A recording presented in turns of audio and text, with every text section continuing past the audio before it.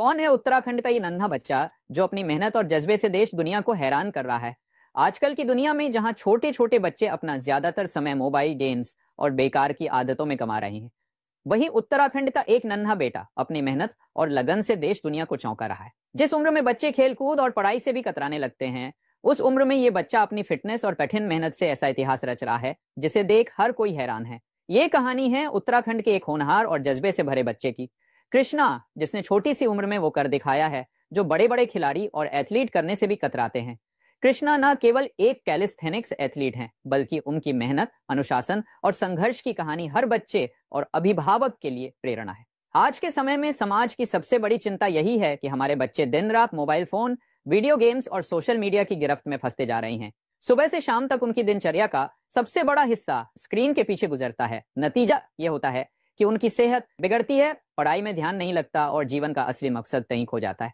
लेकिन इन्हीं बच्चों के बीच से अगर कोई निकलकर अपनी मेहनत, संघर्ष और अनुशासन की मिसाल पेश करता है तो वाकई लगता है कि अभी भी देश का भविष्य सुरक्षित हाथों में है। कृष्णा इसी मिसाल का नाम है। उत्तराखंड की हसीन वादियों में पला बड़ा ये बच्चा अपने फिटनेस हुनर से सोशल मीडिया पर लाखों लोगों को प्रेरित कर रहा है।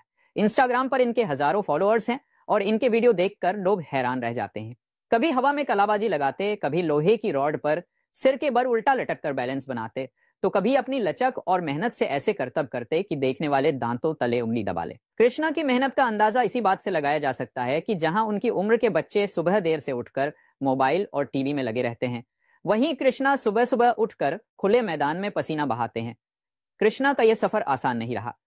पहाड़ जैसे मुश्किल हालात, सीमित साधन और आर्थिक दिक्कतें उनके सामने थी, लेकिन कहते हैं न जुनून अगर सच्चा हो तो राहें खुद आसान बन जाती हैं। कृष्णा ने बिना किसी बड़े जिम या आधुनिक साधनों के खुले मैदान और साधनों में ही खुद को ट्रेन किया। उनकी लगन और जज्बा इतना गहरा है कि आज उनकी पहचान सिर्फ उत्तराखंड तक सीमित नहीं है, बल्कि पूरे देश और दुनिया तक पहुंच चुकी है। कृष्णा की सफलता में उनके परिवार का भी बड़ा योगदान है।